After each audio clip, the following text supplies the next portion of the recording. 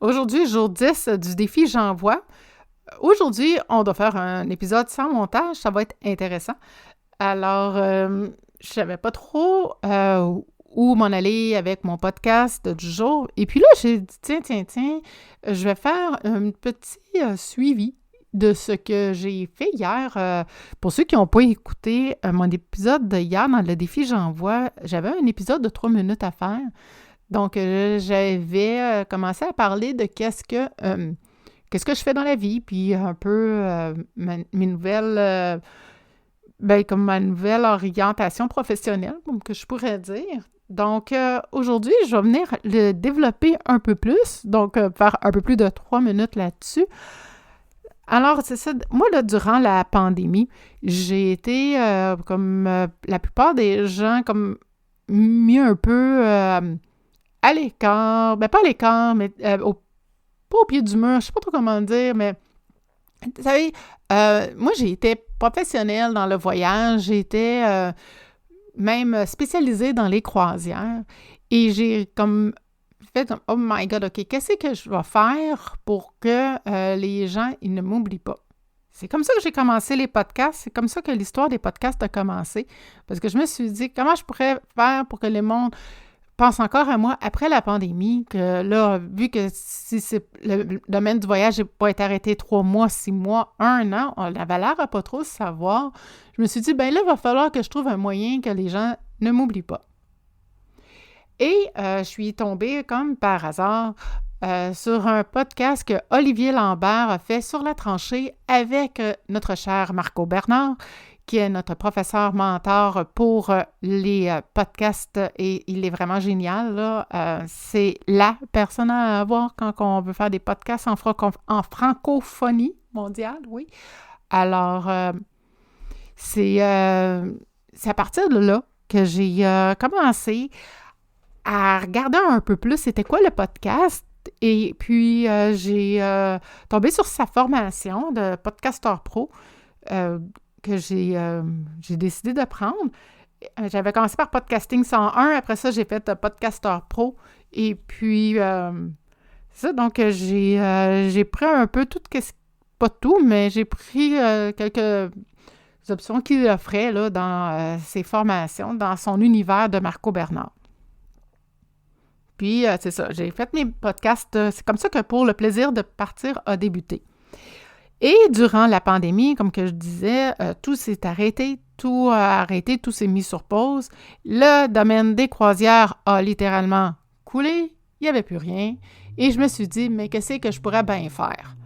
Et j'ai commencé à regarder, je recevais des courriels de celles que je vous ai déjà parlé dans un épisode précédent, celui avant le 3 minutes d'ailleurs, de Tania Dakno-Lakiv. Je recevais de ses courriels depuis belle lurette, là, depuis plusieurs années. Et puis, je suis tombée sur un de ses courriels qui parlait de numérologie. Mais c'est pas elle qui l'offrait, c'était quelqu'un d'autre. Alors, j'ai dit, tiens.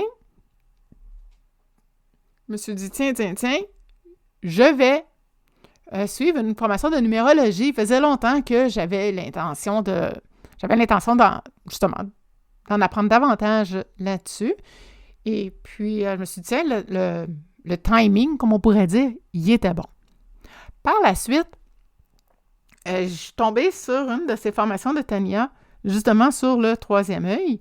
Et puis, c'est là que je l'ai comme découvert un peu plus.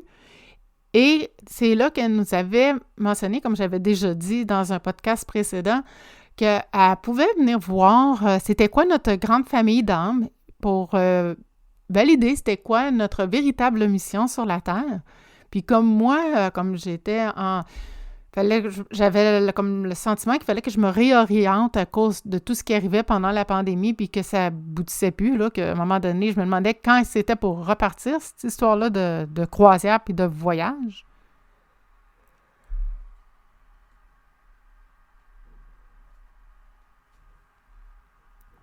Donc, voilà.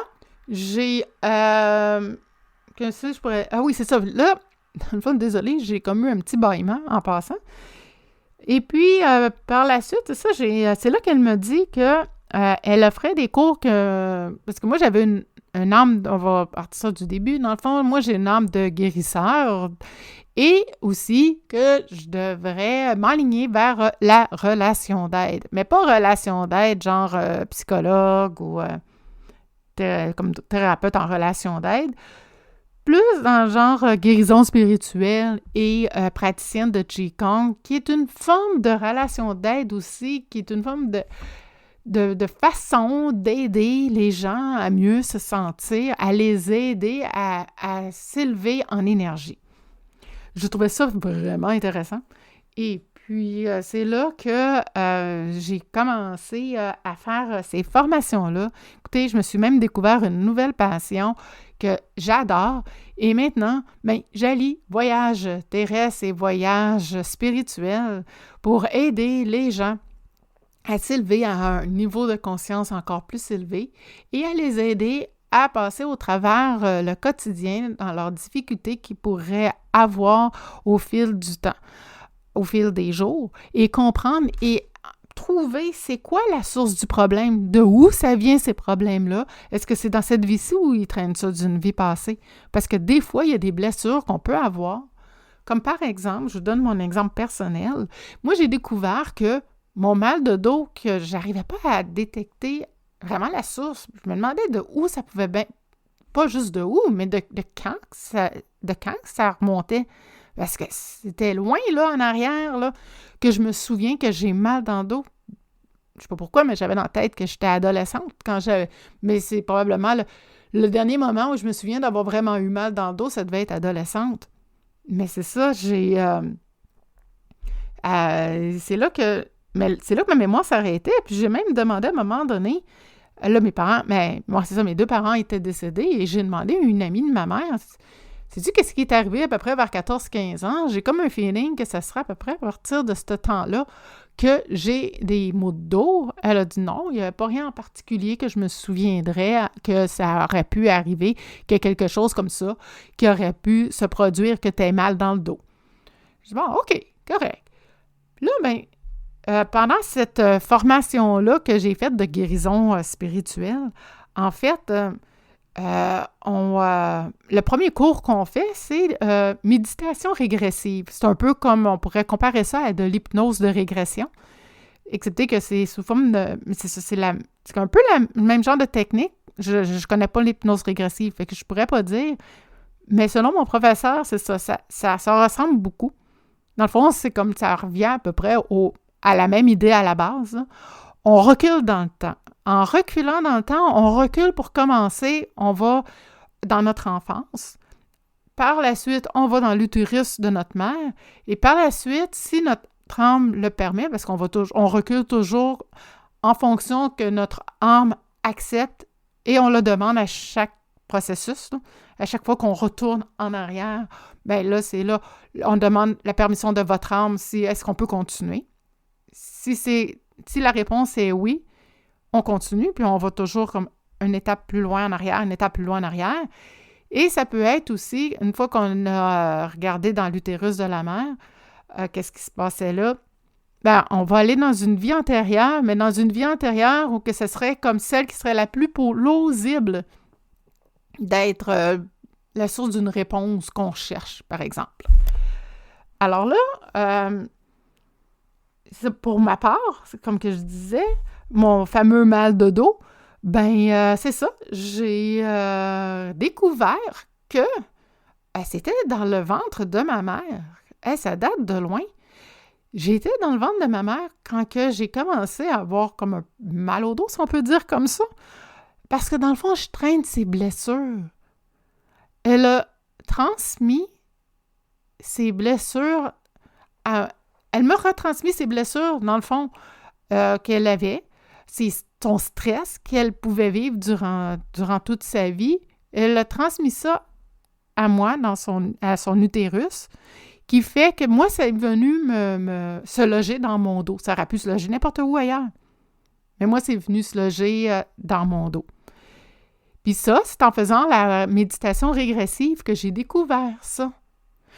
En le sachant, ça nous aide à mieux comprendre certaines choses. Puis pour moi, à l'accepter. Donc, ça, c'est une manière que je peux vous aider à venir comprendre d'où vient la source d'une problématique, si on peut appeler ça, comme le mal de dos, un mal de tête, une souffrance quelconque que vous pouvez vivre en ce moment. Pourquoi que telle situation vous arrive. Des fois, on a comme l'impression qu'on revit toujours la même histoire. Hein? On a l'impression qu'il y a certaines choses dans notre vie que, oh Dieu, on répète toujours le même pattern. Pourquoi? Pourquoi qu'on revit toujours le même pattern? Pourquoi que c'est moi plus qu'un autre qui arrive toujours ça, ces histoires-là?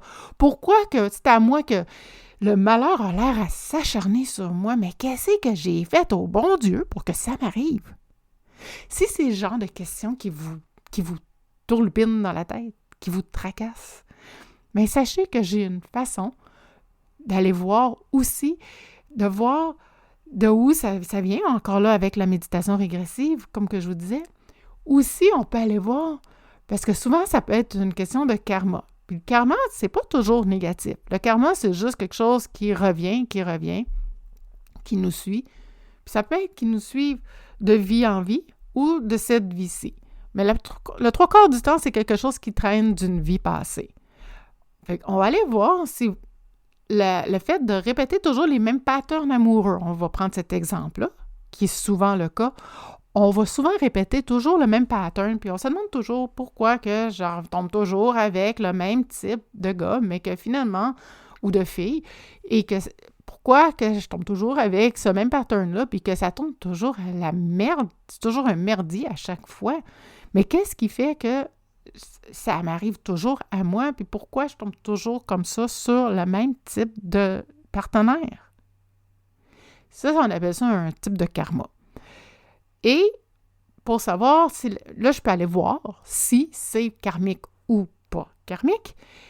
Et si c'est karmique, est-ce que ça vient de cette vie-ci ou si ça vient d'une vie antérieure? Si ça vient d'une vie antérieure, je vais demander au comité karmique parce que en faisant mon processus de canalisation, si on peut dire ça comme ça, pour aller voir votre karma, on a chacun un comité karmique qui se compose de 12 personnes. Et puis là, moi, je me connecte à ce comité karmique-là pour voir, avoir des réponses, pour savoir qu'est-ce qui se passe. Et puis, là, je leur demande, comme je disais, bien, c'est OK, correct, ça vient d'une vie passée, alors ça vient de quelle vie? Là, je vais entendre à mon oreille, pas le nom, mais comme une année, 1845, mettons.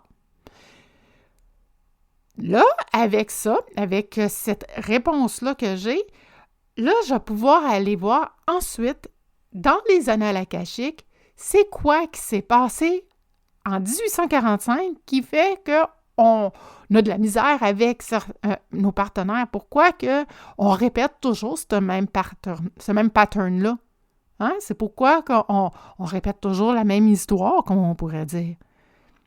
Puis là, on va réaliser que dans cette vie passée-là, il est arrivé une situation avec une telle personne ou une situation quelconque qu'on a vécue qui a fait qu'on est comme tombé dans ce pattern-là, puis que ça a été le déclencheur. Puis comme que je disais plus tôt, quand on trouve la source du problème, entre guillemets, comme que je pourrais dire, ben, quand on a trouvé la source, c'est plus facile après à comprendre, à l'accepter, puis même qu'on a la moitié du chemin de fait vers notre chemin qu'on pourrait appeler j'ai guérison dans la tête, là, mais c'est ça, de guérison intérieure, mais d'auto-guérison, dans le fond. C'est le mot que je cherchais. On est en processus d'auto-guérison envers soi, envers la blessure que nous avons. Et puis là, par la suite, je peux demander aussi, dans les annales akashiques, c'est quoi le meilleur moyen pour vous de vous sortir de cette situation-là? C'est quoi les outils qu'on pourrait utiliser qui ferait qu'on pourrait se libérer une bonne fois pour toutes de ce schéma-là de personnes qui nous suivent, puis qu'on n'arrête pas de répéter toujours la même chose, jour après jour, année après année, puis pour qu'on fait toujours les mêmes choix amoureux. Alors, c'est le processus de ça. Puis, un coup qu'on a eu toutes nos réponses, je peux vous arriver également pour vous aider avec des exercices en Qigong médical. Le Qigong médical, c'est quoi? C'est la médecine chinoise, en fait. Ça, c'est reconnu en Chine comme étant leur médecine à eux depuis plus de 8000 ans maintenant. Ça fait des années qu'ils utilisent ça, eux, pour se soigner, pour soulager plusieurs maladies qu'on peut retrouver dans la vie de tous les jours. Qu'est-ce qui est bon à savoir avec le Qigong, c'est que c'est une médecine préventive. Ça commence à être de plus en plus parlé et discuté. J'entendais l'autre jour aux nouvelles que si les gens allaient dans les gyms, par exemple, pour pouvoir s'entraîner, en prévision ça pourrait aider justement à prévenir des maladies. Donc, on pourrait sauver beaucoup de temps puis d'énergie avec le système de santé si on faisait ce petit bout-là de chemin de s'entraîner, dans le fond, d'aller dans les gyms s'entraîner, que c'était bon pour la santé. C'est la même chose avec le Qigong, dans le fond. C'est une chose c'est là pour venir prévenir des maladies. C'est là pour venir nous aider. C'est là pour venir nous soulager. Puis ça l'aide à venir nous aider à soulager des douleurs corporelles qu'on pourrait avoir au fil du temps, au fil de notre vie. Comme moi, ma douleur dans le bas du dos, ça m'aide beaucoup, le Qigong médical, pour pouvoir venir me le soulager, le mal. Pas l'enlever complètement, mais au moins, je peux vivre avec. Au moins, maintenant, je suis en mesure de bien l'accepter et de mieux vivre avec cette douleur-là, que parfois, c'est vraiment intense. Parfois, j'ai même de la difficulté à me lever de mon lit. Mais je sais que si je fais mon exercice de Qigong à tous les matins, j'ai le même exercice, j'ai la même routine que je fais à tous les jours. Je sais qu'en faisant ça, cette routine-là, ça m'aide à passer ma journée. Ça m'aide vraiment, vraiment beaucoup à passer au travers ma journée, parce que des fois, c'est trop intense, mon mal de dos. Fait que le Qigong, c'est ça que ça l'apporte. Puis, ça apporte ça, mais aussi, ça peut vous aider, là, tout ça, cette grande parenthèse-là, pour dire que ça peut aussi vous aider dans la blessure que vous avez, de votre blessure karmique, que vous traînez depuis plusieurs vies, à toujours répéter le même pattern. Mais ça veut dire qu'on a peut-être de la difficulté à lâcher prise sur certaines situations. On a de la difficulté, c'est ça, à lâcher prise, puis peut-être on a un manque de confiance en soi aussi.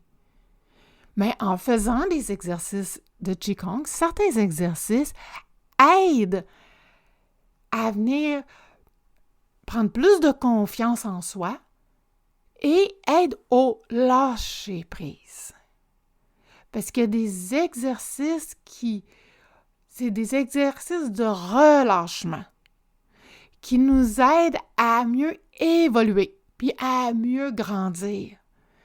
Puis en faisant ces exercices-là, en faisant des exercices de respiration, en faisant des exercices un peu comme l'exercice qu'on appelle l'alignement entre le ciel et la terre, quand on lève les mains vers le ciel pour respirer, puis on va mener les mains au ciel, là, quand on va expirer et regarder vers le ciel, quand on va expirer, on va tout expirer, cette lâcher-prise-là, puis toute cette difficulté-là qu'on peut avoir dans les relations, on veut le faire sortir de notre corps. On n'en veut plus dans notre corps de ça. Puis, on va faire le mouvement comme quoi qu'on l'expulse du corps avec nos mains vers le ciel, comme si on expulsait quelque chose de notre corps. Après ça, on va prendre nos mains, on va les amener par-dessus notre tête, amener l'énergie par-dessus notre tête, on va rentrer la bonne énergie dans nous. En rentrant la bonne énergie dans nous, ça va venir remettre l'énergie à la bonne place, comme j'appelle. Puis la bonne énergie. Puis ça, on va la faire pénétrer en nous, puis on va se le visualiser. Ça, c'est très important, encore une fois. La visualisation en Qigong, je ne vais jamais assez le répéter, mais c'est super important. On va visualiser que la belle énergie du ciel entre en nous, elle va passer à travers tout notre corps, puis on va descendre comme ça jusqu'à nos pieds, jusqu'à temps qu'on arrive au niveau de la terre, puis on va encore relâcher tout le négatif à la terre. Pour enfin reprendre l'énergie positive, la remonter dans le corps, puis on va arriver en haut, puis on va l'expirer. Ça va aider dans notre lâcher-prise. C'est un exercice hyper puissant qui aide vraiment à mieux se sentir, puis à libérer vraiment j'ai le mot cochonnerie qui me vient dans la tête, là, mais qui vient vraiment enlever tout ce qui est néfaste, des parasites que certains pourraient appeler, qui vient les enlever de notre corps pour rentrer de la belle énergie, la bonne énergie, l'énergie que il y en a qui appellent, j'ai déjà entendu Nicole Bordelot, pour ne pas la citer, elle disait que c'était de l'énergie qui guérit. Littéralement. Elle vient en dedans de nous pour faire une genre d'auto-guérison, une auto-guérison dans notre corps. C'est ça, puis il faut vraiment, c'est important la respiration, c'est important la visualisation. Et puis, je peux également vous aider par le tarot et la numérologie. Puis, qu'est-ce qui est un peu, comment je pourrais dire, différent, si je peux dire ainsi. Dans le tarot, ce qui est différent avec moi, c'est que, bon, au début, je vais vous faire une lecture une lecture de l'âme, puis aussi prendre un message des guides. Ça, le message des guides, ça, il y a plusieurs gens qui le font. En plus, je vais vous faire une lecture de l'âme pour voir dans quelle grande famille d'âmes que vous êtes. Puis j'ai toujours un petit message là, pour vous là, en lien avec ça, avant la rencontre. Et puis tout se fait par Zoom. Tous les services que j'ai nommés auparavant et tous ces services-là aussi de tarot et de numérologie, là, tout se fait via Zoom. Il n'y a aucun problème avec ça. Et puis, avec le tarot, la plupart du temps, qu'est-ce qu'on retrouve? C'est des problèmes souvent reliés à la santé. Ça peut être des problèmes respiratoires, des problèmes comme des gens qui ont des problèmes d'arthrite, d'arthrose, des problèmes avec les os, problèmes respiratoires, beaucoup de problèmes relativement à la santé comme ça. Avant, ce que je trouve vraiment génial maintenant, c'est que maintenant, je peux rajouter le Qigong parce qu'avant, je faisais juste dire à la personne, voici ce que je peux, qu'est-ce que mes guides ont à dire, voici ce que j'ai détecté et c'est tout. Je sentais que je laissais partir la personne, puis que la personne, elle s'en allait, puis qu'elle n'avait pas de vraiment, je la laissais partir avec ses petits problèmes, puis c'est tout, là. Mais maintenant, grâce à ma nouvelle expertise en Qigong médical, je peux vraiment venir aider les personnes à voir comment faire pour s'en libérer ou au moins le soulager pour vivre mieux avec ce qu'ils ont en ce moment. Ça, c'est vraiment hot. Et puis pour la numérologie, on va retrouver surtout en numérologie ce que j'ai pu remarquer au fil du temps quand que je la fais, c'est qu'on retrouve souvent des problèmes comme de lâcher prise. C'est quoi le plus grand défi? Moi, je l'ai appelé comme ça, là. C'est quoi votre plus grand défi cette année dans votre vie? Puis à date, tous les défis que j'ai trouvés, mes clientes, tous les défis que j'ai trouvés, mes clientes, ils ont approuvé que c'était vraiment sur ça qu'il y avait des problèmes. En ce moment, c'est sur ça que leur gros challenge, là, comme que je pourrais dire. Et puis, dans le fond, au-delà d'avoir votre chemin de vie, puis votre année personnelle, on va aller voir plus loin, plus en détail, chaque numéro veut dire quoi. Chaque numéro apporte quoi aussi avec les cartes de tarot. Et également, un plus du chemin de vie, l'année personnelle, on va voir le comportement personnel en société, votre comportement en société, votre comportement, comment que vous êtes même avec vous-même. Apprendre à mieux se connaître. À mieux connaître, puis à mieux se connaître, à mieux connaître nos valeurs, puis à se reconnaître aussi. Ça, c'est très important. Et puis, encore là, même pour ce qui est du lâcher-prise, j'ai des exercices en Qigong qui sont efficaces pour ça, pour vous aider à mieux vivre avec ça. Le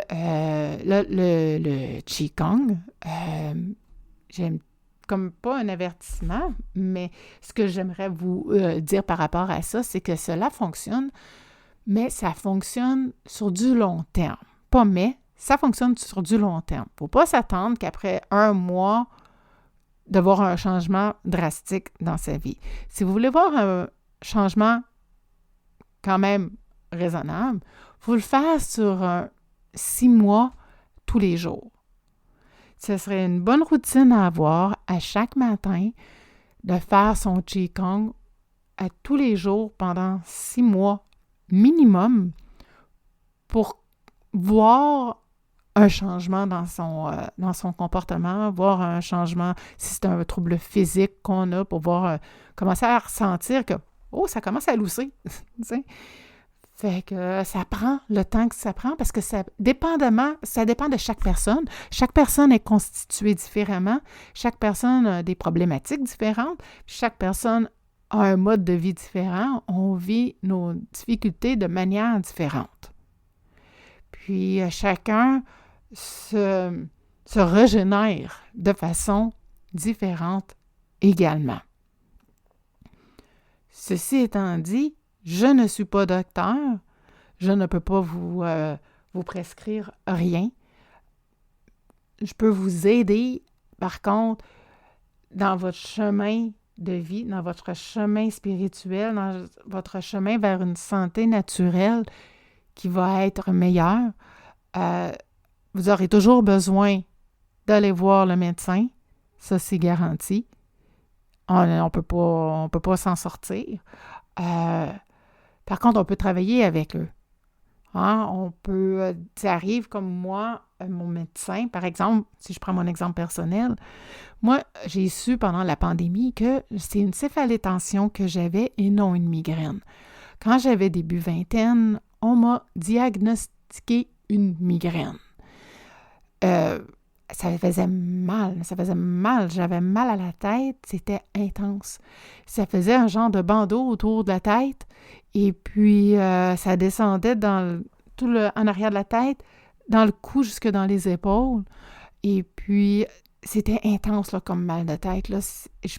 Des Tylenol, ça faisait rien. On m'a déjà prescrit des pilules pour des migraines. Là, c'était un médicament exprès pour ça. Tellement fort que ça me knockait pour 2-3 jours. Pas fonctionnel pendant 2-3 jours. Mais il n'y a rien qui faisait. J'y arrivais pas. J'arrivais pas à me soulager de cette migraine-là, de céphalétension-là que j'ai su que c'est comme ça que ça s'appelait.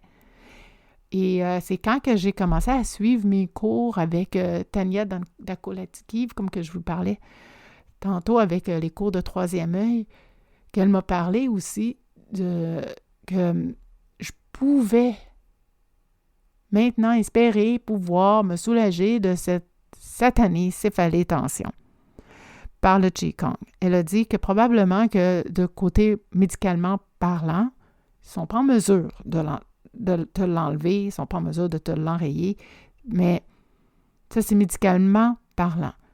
Si on regarde du côté plus naturel, de façon plus holistique, il y a moyen de venir assouvir et peut-être même comme enrayer ma douleur que je pouvais avoir. Rendu où ce que j'étais rendu, je peux-tu vous dire que j'avais rien à perdre? Et j'ai dit go for it, là, parce que là, rendu là, comme je dis, j'ai rien à perdre, là. J'ai vraiment rien à perdre. Et elle m'a dit quoi faire. J'ai fait les exercices qu'elle m'a dit de faire. Et oh my God, hallelujah, Oh! Elle m'a littéralement sauvé la vie, là. Je devais vivre avec, comme mon médecin m'avait dit. Je devais vivre avec ce mal de tête-là. Puis parce qu'il n'y avait rien à faire du point de vue médical. Puis là, je me suis dit, bon, qu'est-ce que je pourrais faire? Qu'est-ce que je pourrais faire pour m'en sortir? Et tout, et tout, tout. Et j'étais... Moi, je faisais plus rien, parce que de toute façon, je faisais juste l'endurer, parce qu'on m'a dit qu'il fallait que j'endure. Fait que je l'endurais. C'est tout. C'est tout. Je faisais juste ça. Endurer. Mais là, quand j'ai commencé à faire des exercices de respiration par la tête, puis un autre, c'était un massage de la tête, aïe aïe! Et le soulagement que ça le fait, c'était incroyable. Ça m'a comme littéralement sauvé la vie. J'étais plus capable. Là. J'ai passé près de 50 ans de ma vie à avoir, pas 50 ans, mais 25 ans de ma vie à avoir mal à la tête tout le temps. 24 sur 24, 7 sur 7, sans avoir un répit, sans avoir un moment où que ça ne me faisait pas mal. Ce temps, ça me faisait pas mal, c'est quand que je dormais. Puis encore. Fait que si c'est des choses dans lesquelles que vous vous reconnaissez, si c'est des choses dans lesquelles que vous vous dites « Oh, moi aussi, j'ai un gros mal de tête comme ça. Oh, moi aussi, j'ai des maux de dos comme ça. Oh, moi aussi, je rencontre des personnes dans ma vie que c'est toujours des personnes toxiques, puis j'aimerais comprendre pourquoi, puis d'où ça devient. » Mais si vous avez ces questionnements-là, dites-vous que je suis en mesure de venir vous aider à répondre à ces questions-là, puis je vais avoir des pistes de solutions pour vous aider. C'est ma façon à moi de faire ma relation d'aide, comme que je disais au début, pour les personnes, pour venir les aider. Puis, comme que je disais quand j'étais petite, je voulais sauver tout le monde, alors les sauver à ma manière. J'espère que vous avez aimé l'épisode d'aujourd'hui. Sans coupure, vous avez entendu des petits bruits. Des fois, j'ai bâillé, puis comme là, m'a rebâillé. Des fois, j'ai bâillé, des fois, vous entendiez des bruits, mais c'était super naturel. Et puis, j'espère que vous avez apprécié ça. Ça fait tout de même 30 minutes que je jase de même. Et puis, moi, j'aimerais juste à vous dire merci encore une fois de votre écoute. Vous souhaitez une très belle fin de journée. Puis, on se dit à demain pour un prochain jour de défi de J'envoie 2023.